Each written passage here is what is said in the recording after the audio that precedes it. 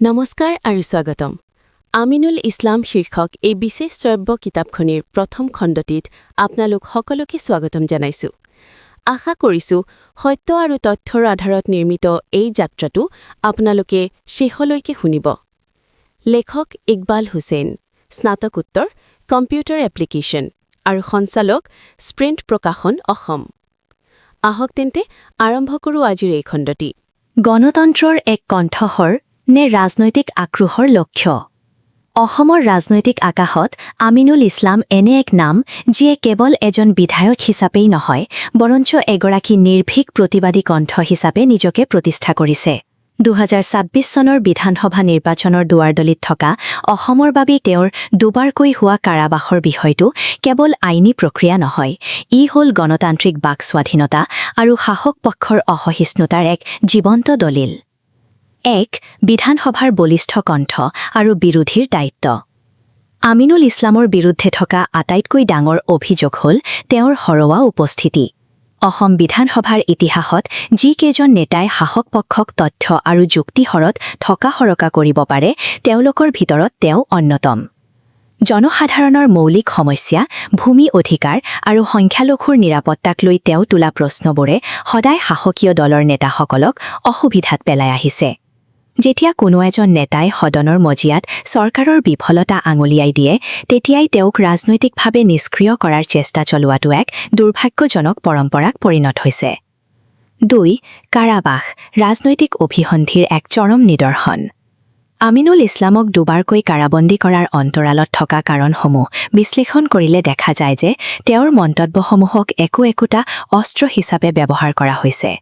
প্ৰথমবাৰ ২০২০ কোভিডৰ সময়ত তেওঁ কৰা মন্তব্যক লৈ যি ধৰণে তেওঁক গ্ৰেপ্তাৰ কৰা হৈছিল, সেয়া আছিল মূলতঃ তেওঁৰ কণ্ঠ ৰুদ্ধ কৰাৰ এক প্ৰচেষ্টা। দ্বিতীয়বাৰ ২০২৫ শেহতীয়া পহালগাম আৰু পুলৱামা কাণ্ডৰ মন্তব্যকে কেন্দ্ৰ কৰি তেওঁৰ বিৰুদ্ধে দেশদ্ৰোহ আৰু NSA নেশ্যনেল ছিকিউৰিটি এক্টৰ দৰে কঠোৰ ধাৰা জাপি দিয়া হৈছিল।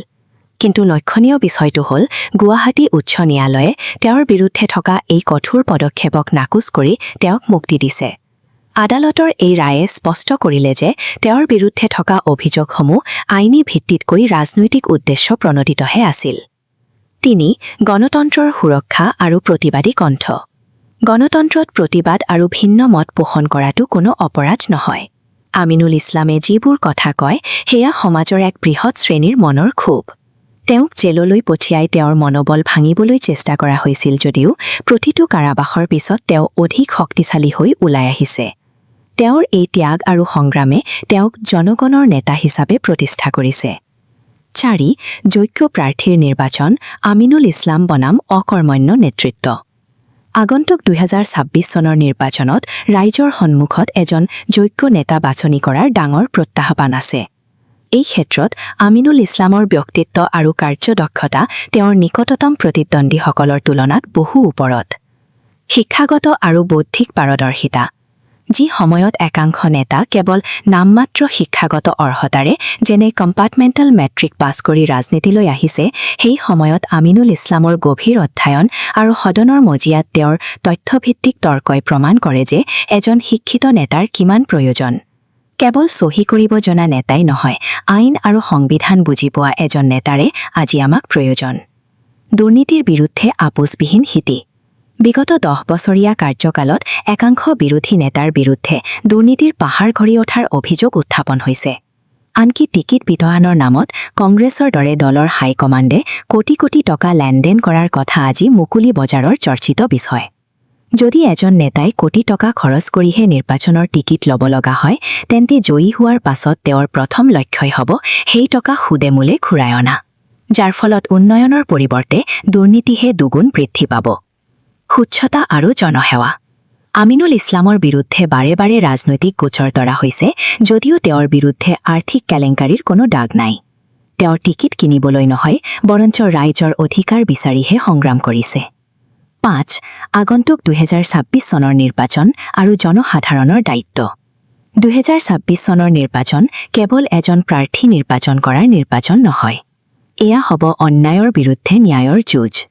আমিনুল ইছলামে যি নিৰ্ভীকতাৰে দুৰ্বল আৰু বঞ্চিত জনসাধাৰণৰ হকে থিয় দিছে তাৰ উচিত প্ৰত্যুত্তৰ ৰাইজে বেলেট বক্সত দিব লাগিব।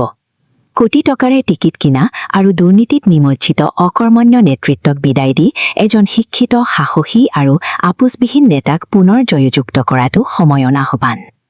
সামৰণি। এইবাৰ ৰূপীহাটৰ ৰাইজে কেৱল এজন বিধায়ক নিৰ্বাচন কৰিবলৈ ভোট নিদিয়ে, বৰঞ্চ তেওঁলোকে সমগ্ৰ অসমৰ হৈ এক ঐতিহাসিক দায়িত্ব পালন কৰিব। কিয়নো পালহাজ আমিনুল ইছলাম কেৱল ৰূপীহাটৰ নেতা নহয়, তেওঁ হ'ল সমগ্ৰ অসমৰ নিষ্পেষিত, নিৰ্যাতিত আৰু দুখীয়া জনসাধাৰণৰ এজন শক্তিশালী প্ৰতিনিধি, যি সময়ত সাধাৰণ মানুহৰ সমস্যাবোৰৰ কথা ক'বলৈ কোনেও সাহস নকৰে, সেই সময়ত আমিনুল ইছলামেই একমাত্ৰ ব্যক্তি যি সদায় ৰাইজৰ হৈ যুঁজি আহিছে। সেয়েহে আজি তেওঁক সমগ্ৰ ৰাজ্যতে নিপীড়িত জনসাধাৰণৰ কণ্ঠস্বৰ বুলি অভিহিত কৰা হয়। 2026 চনত তেওঁক পুনৰ বিধানসভালৈ পঠিওৱা মানেই হ'ল অসমৰ প্ৰতিজন দুখীয়া আৰু বঞ্চিত লোকৰ কণ্ঠক জীয়াই ৰখা। অন্যায় আৰু দুৰ্নীতিৰ বিৰুদ্ধে আমিনুল ইছলামৰ এই নিৰ্ভীক যাত্ৰাক সমৰ্থন জনোৱাটো আজি প্ৰতিজন সচেতন নাগৰিকৰ পৰম কৰ্তব্য। আমিনুল ইছলাম শীৰ্ষক এই বিশেষ শ্ৰব্য কিতাপখনিৰ প্ৰথম খণ্ডটো শেষলৈকে শুনাৰ কাৰণে আপোনালোকক ধন্যবাদ জনালোঁ। যদি আপোনালোকে ভাবে যে মই এই শ্ৰব্য কিতাপৰ দ্বিতীয় খণ্ড প্ৰকাশ কৰোঁ, তেনেহ'লে কমেণ্টত আপোনালোকৰ মতামত জনাবলৈ অনুৰোধ কৰা হ'ল। লগতে শ্বেয়াৰ আৰু লাইক কৰি আমাক উৎসাহ দিবলৈ নাপাহৰিব।